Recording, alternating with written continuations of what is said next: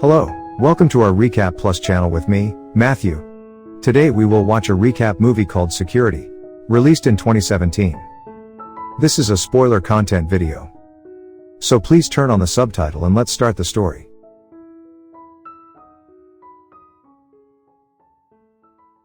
The film introduces Eddie Deacon, a former Marine Corps security captain who is struggling to find a job after a year of unemployment. Eddie's life has taken a downturn, with his family living far away, his car in disrepair, and financial difficulties. He seeks employment desperately, even in low-wage positions. In an office, Eddie discusses his situation with a woman who is seemingly disinterested and indifferent to his struggles. She casually drinks from her glass as Eddie pours out his concerns. However, she eventually provides him with a job description, despite its inconvenient working hours and distant location. Eddie accepts the job offer with a smile, relieved to have finally secured employment. The film then shifts to a U.S. Marshal convoy transporting a young girl named Jamie, who is a crucial witness in an organized crime trial. As they cross the desert towards Cedar City, their convoy is followed by two suspicious vehicles. Communication with the other car is abruptly lost, and the marshals become increasingly suspicious. Suddenly, the convoy is ambushed by mercenaries who open fire on the marshals, resulting in a fierce gunfight. Realizing the danger, the marshal commander instructs Jamie to flee into the forest and seek help from someone she encounters. Unfortunately, none of the U.S. Marshals survive the attack, and the mercenaries. Vance showed Eddie a plan of the building that resembled a drawn gun, then handed Eddie a uniform. Vance proceeded to give Eddie a tour of the mall, introducing him to various zones, from the shopping center to the food court and the competition arena. Finally, they arrived at Zone E, the second shopping center, where Eddie expressed some concerns about the limited security procedures in place. Vance explained that there were only 5 security guards in this area, and they lacked any weapons. During their conversation, Vance shared information about the motorcycle gang murders and thefts that had occurred in the vicinity. Vance correctly guessed that Eddie was a former soldier but was surprised to learn that Eddie had held the rank of commander in the military.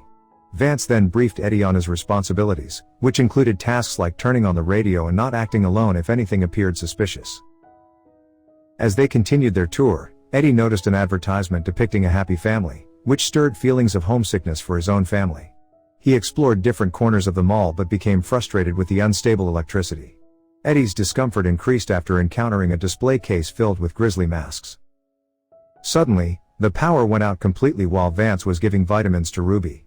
Eddie heard a noise at the entrance and was shocked to find a little girl pounding on the door, looking terrified.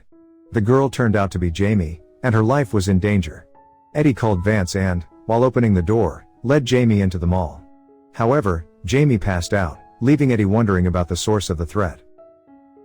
Eddie quickly took Jamie to the control room, where the security guards were puzzled. Vance attempted to call the police, but the phone line was unreliable. Additionally, Johnny's cell phone signal disappeared from the CCTV camera feed. As they watched the CCTV, they noticed a man in a coat approaching the mall entrance, and Vance, Mason, and Eddie decided to confront him. Charlie, the man claiming to be Jamie's father, faced skepticism from Vance, Johnny, and Eddie. Vance asked Johnny to take Jamie away from Charlie, but Charlie began answering a barrage of questions about Jamie, including her name, date of birth, eye color, and whether she had braces. However, the moment Jamie woke up and saw Charlie's face, she screamed and jumped out of Johnny's arms. Vance and Eddie quickly closed the door to prevent Charlie from entering the building. While they were doing so, they noticed another stranger approaching the door, carrying a large box. Charlie opened the box in front of them, revealing a staggering $1.2 million. Vance was tempted by the sight of the money, but Charlie threatened that if the security guards didn't hand over Jamie and take the money, they would all face brutal consequences. Vance, unable to take any more pressure, was about to open the door lock.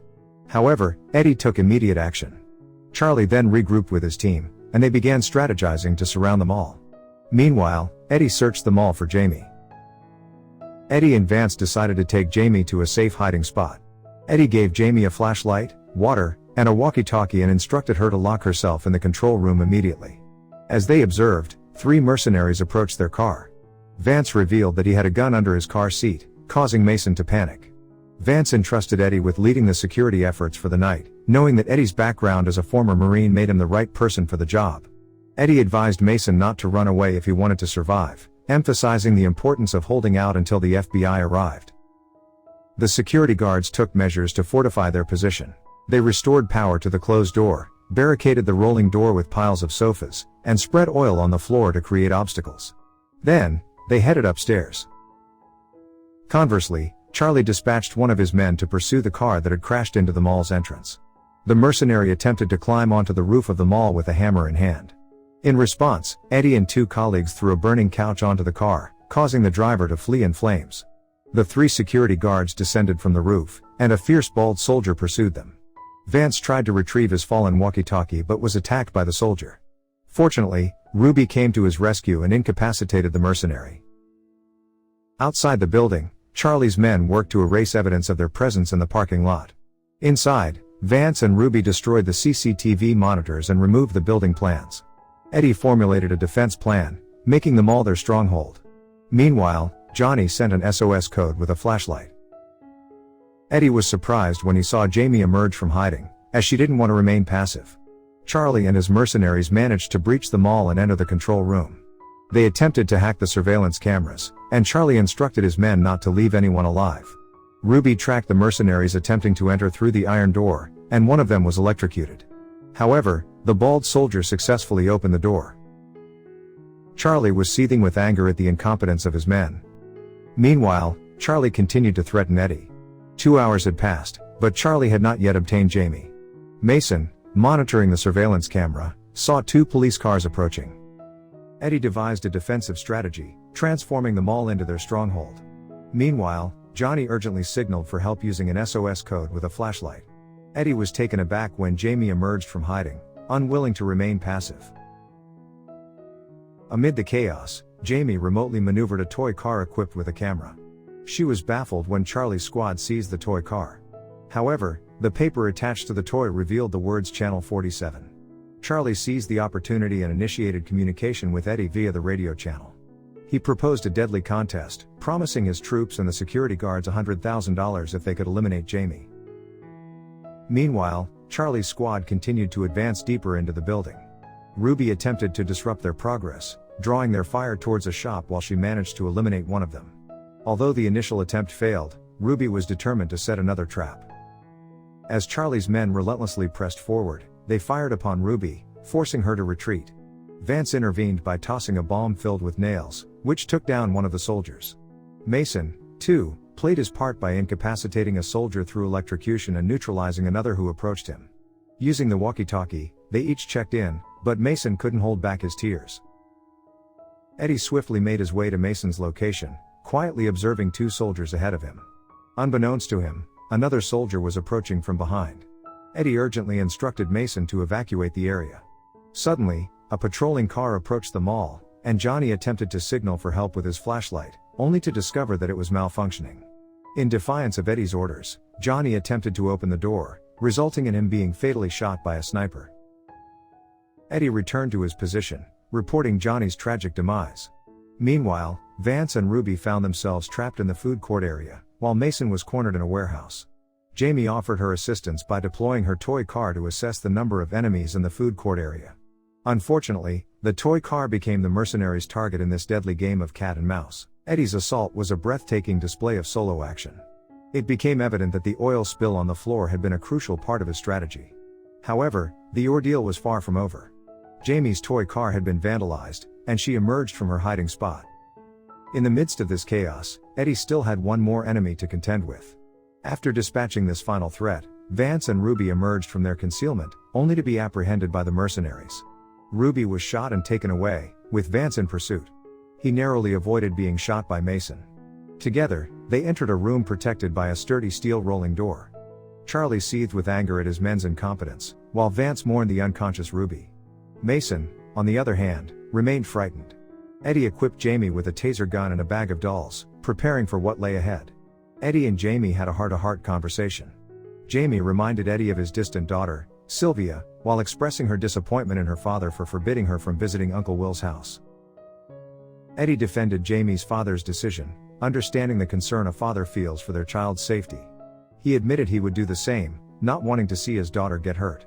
Meanwhile, Charlie continued to menace Eddie.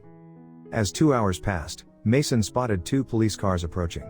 Eddie attempted to remove the van from the parking lot, as it served as the communication center for Charlie's squad.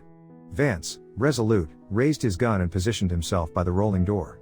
Eddie allowed the police to enter, while Vance continued to fend off the enemy, hurling Molotov cocktails in desperation. Vance reached out to Eddie for assistance, but there was no response.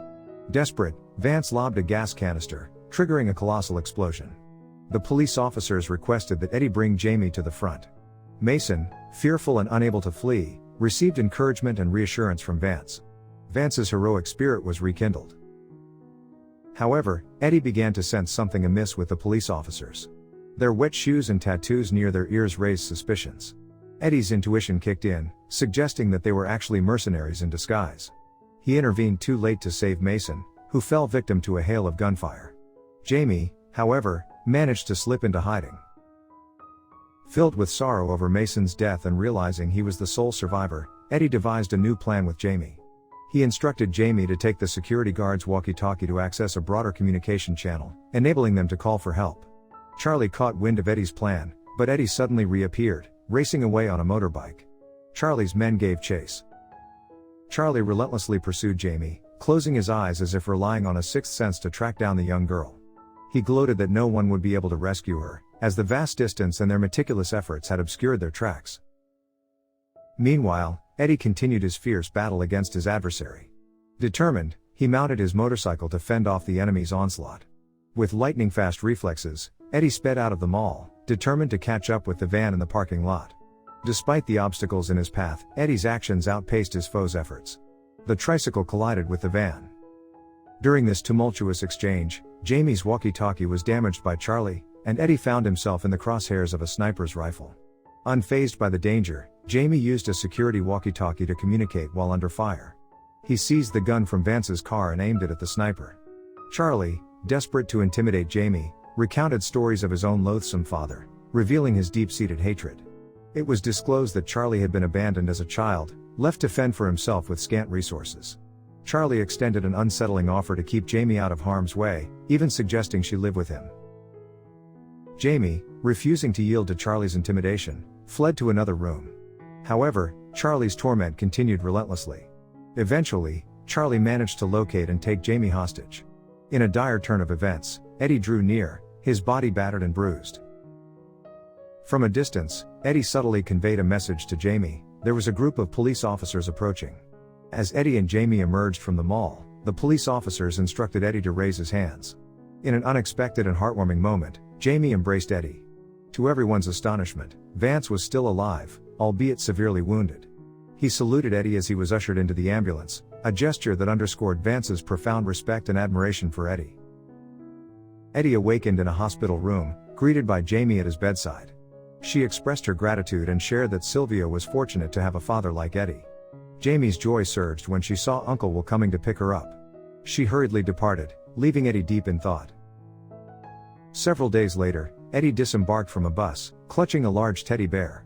His arrival was met with an exuberant welcome from his wife and daughter, their smiles radiating happiness. They embraced one another tightly, and Eddie reveled in the joy of being reunited with his family. This heartwarming film concluded with a well. To watch more video like this, click on the videos on your screen, and don't forget to let me know how you feel about today's video in the comments down below. And at last I will say, stay safe and stay healthy. See you next videos.